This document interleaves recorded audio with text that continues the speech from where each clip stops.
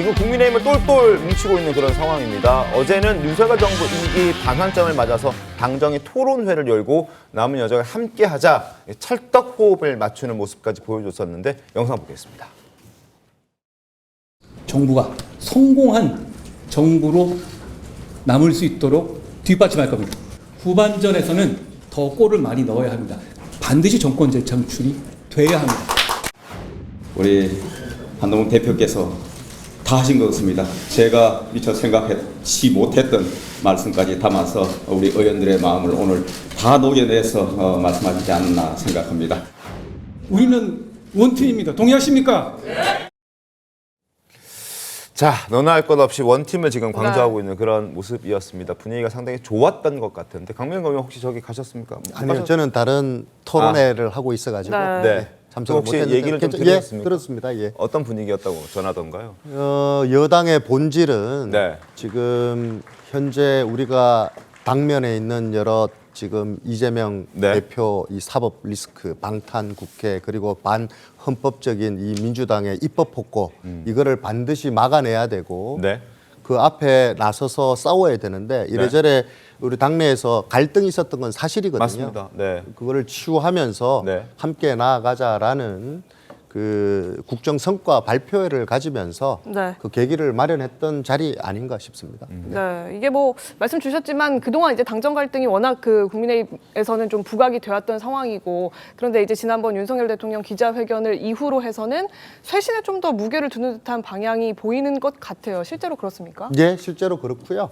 아무래도 대통령께서 국민들께 진심 어린 사과를 하셨기 때문에 네. 그 사과한 그 자체도 중요하지만 그보다 더 중요한 거는 후속 조치라고 생각합니다. 네. 어떻게 국정 쇄신을 하고 인적 쇄신을 하고 그 약속하신 부분들을 어떻게 약속을 지켜 나가느냐에 따라서 더 빨리 국민들에게 지지를 받을 수 있다라는 생각이 들고요. 네. 한동훈 대표도 그런 부분들을 긍정적으로 지금 평가하셨고 또 그 긍정적으로 말씀도 하셨거든요. 네네. 그래서 그 후속 조치를 우리가 함께 만들어 나가자라고 말씀하시면서 이제 우리 그 이재명 대표가 말하는 그 반헌법적인 입법 폭거 우리 한번 막아보자라고 선언하시는 그런 자리였던 것 같습니다. 그리고 이제 특별 감찰관 임명과 관련해서 지금 국민의힘 내에서 이제 이번 주에 의총이 있잖아요. 여기서 이제 표결 대신 뭔가 긍정적으로 한데 의견을 모으는 방향으로 결정이 좀 날 것 같습니다. 특별감찰관 문제는요, 이게 네. 옳고 그름의 문제가 아니거든요.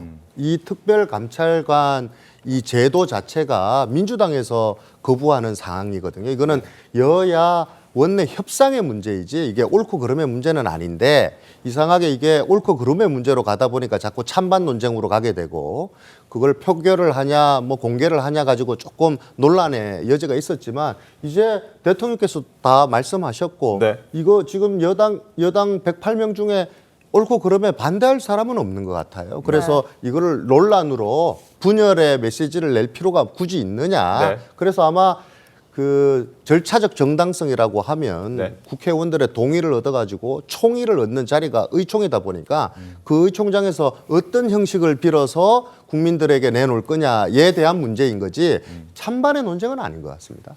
알겠습니다. 자, 어쨌든 국민의힘은 지금 힘을 하나로 좀 모아가고 있고 그리고 정부와의 관계도 조금씩 개선해 나가고 있는 그런 모습을 보여주고 있다. 그리고 또 하나 용산도 인적 쇄신을 조금 하려는 듯한 움직임이 있어 보입니다. 친윤, 친한 할 것 없이 인적 쇄신 촉구의 목소리를 내고 있는데요. 일단 목소리부터 확인하겠습니다. 그런 문제가 있는 분들은 스스로 거칠 판단하는 게 좋다는 겁니다. 인적 쇄신 핵심은 어딥니까? 어느 자리 이게 중요한 것이 아니고 국민들이 봤을 때 그러니까. 대통령께서 이제 좀 지금까지의 모습과 조금 달라질 것 같다라고 생각이 될 만한 그런 직위가 중요하겠죠. 그러니까 대통령실은 네.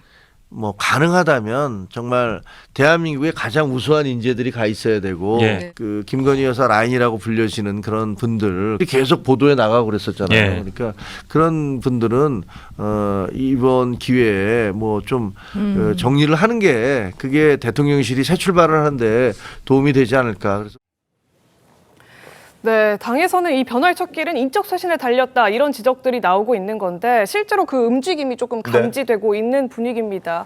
음주운전 혐의로 징계를 받았던 강모 선임 행정관도 조만간 거취가 결정될 것 같다 이런 얘기가 나오고 있는데요.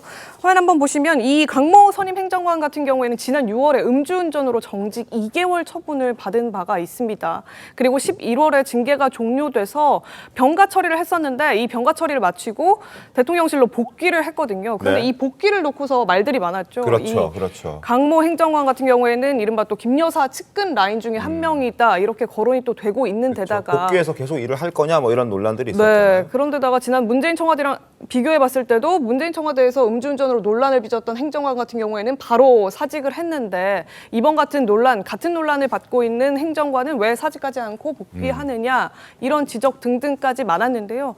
이 대통령 그 기자회견 이후에 인적 쇄신을 단행하는 그 첫 조치로 이 강모 행정관의 사직 처리 내지는 이제 본인 스스로의 자진 사퇴가 이뤄질 가능성이 크다. 지금 이런 얘기가 나오는 것 같은데요. 강 의원님 얘기 좀 들으셨습니까? 저는 지난번에도 제가 이거 한번 말씀드렸는데 네. 그 국정 쇄신, 네. 인적 쇄신에 5급 행정관, 3급 행정관을 얘기한다는 거는 너무 지엽적이지 않느냐. 네.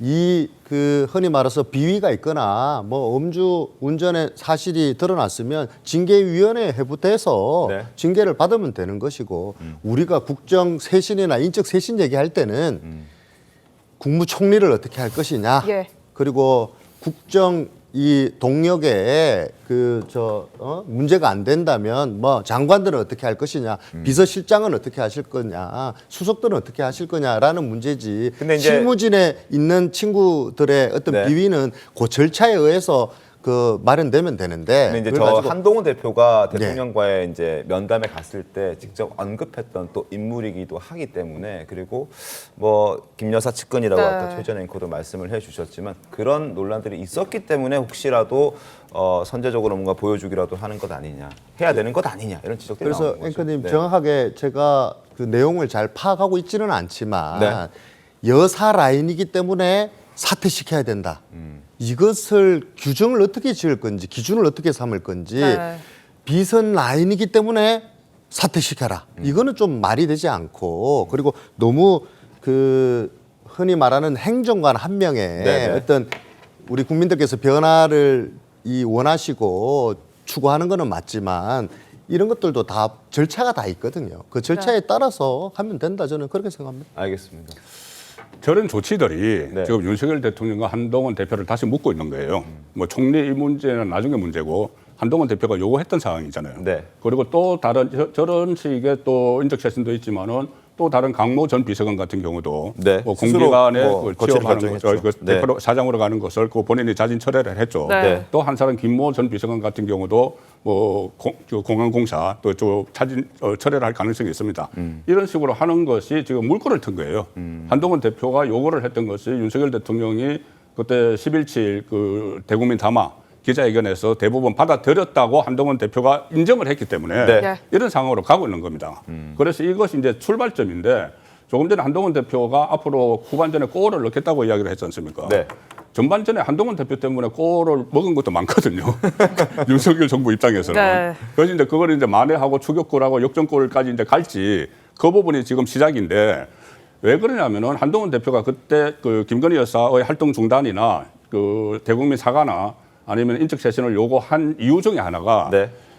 이 이재명 대표의 1심 선고가 나오고 나서 어떻게 할 거냐로부터 시작을 했어요. 네. 1심 선고가 나왔을 때 민심이 유죄가 나오면은 네. 이재명 대표에게 떠날 텐데, 에게서 떠날 텐데, 네. 그걸 여건이 받아들이기 위해서는 이런 문제가 전개가 돼야 된다고 그래도 전제를 준비가 하고, 돼 있어야 된다라는 예, 그 거죠. 전제를 하고 네. 5가지 요구를 한 겁니다. 네. 근데 그 요구를 사실상 윤석열 대통령이 어떻게 보면은 애매하게 좀 수용을 했는데, 그걸 한동훈 대표는 수용을 한 걸로 파악을 했기 때문에 지금 이렇게 그 화합이 되고 있는 거죠. 그러면은 후속 조치가 계속 따라야 되는 것이고 불안정체였기 때문에 네. 완전체를 만들기 위해서 후속 조치가 따라야 되는 것이고 그 과정에서 조금 전에 나왔던 강모 행정관이나 강모 비서관의 사례를 저희들이 생각을 해야 된다고 봅니다.